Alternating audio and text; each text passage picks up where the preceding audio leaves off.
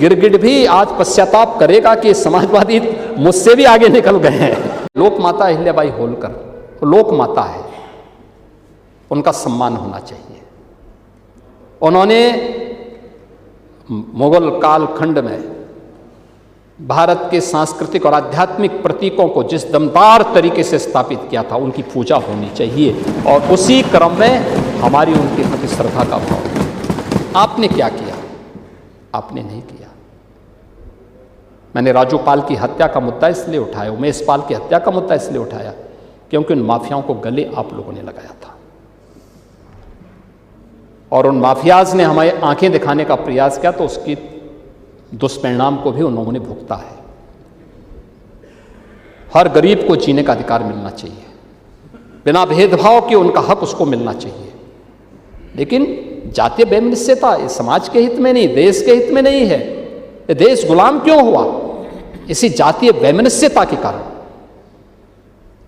इसी के कारण हुआ है। और उन जातियों को आपस में लड़ाने का काम, लेकिन तुष्टीकरण के नाम पर आक्रांताओं को महिमामंडन करना आज इस समाजवादी आंदोलन का मुख्य धंधा बन गया है।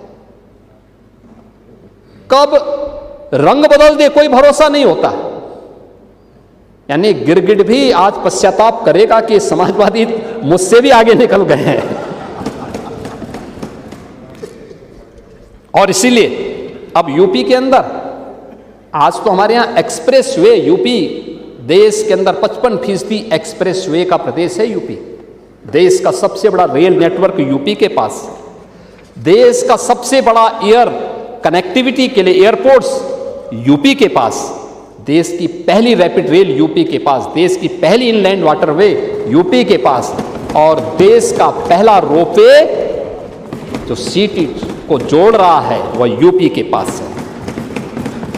मेट्रो देश के अंदर सर्वाधिक सिटी में यूपी के अंदर चल रहा है। खन्ना जी ने अपने बजट भाषण में 4 कहा, लेकिन 4 नहीं है, यूपी के अंदर 6 सिटी मेट्रो के साथ वर्तमान में जुड़ी हुई है। और 6 ही नहीं, 7वां सिटी प्रधानमंत्री जी के लोकार्पण के बाद मेरठ भी हो जाएगा। देश के अंदर कहीं कोई इतनी इस संख्या में नहीं है। ईस्टर्न एंड वेस्टर्न रोपवे वहां इसलिए चलाया जा रहा है। रोपवे पौराणिक सिटी है, हाँ वो भी चल रहा है। अभी हम कनेक्टिविटी दे रहे हैं, थोड़ा देने दीजिए ना, इंतजार करिए अभी, इंतजार करिए। Eastern and western freight corridor, इसका जंक्शन भी यानी लॉजिस्टिक का भी एक बड़ा केंद्र अब यूपी बनने जा रहा है।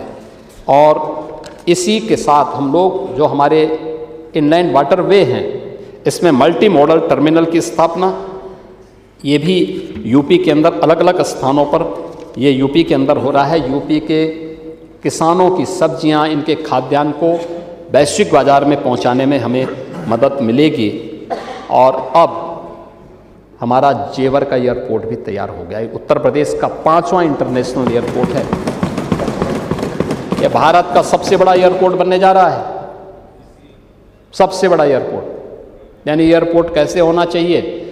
12,000 एकड़ लैंड में वो एयरपोर्ट बन रहा है। 12,000 एकड़ लैंड, 5 रनवे होंगे।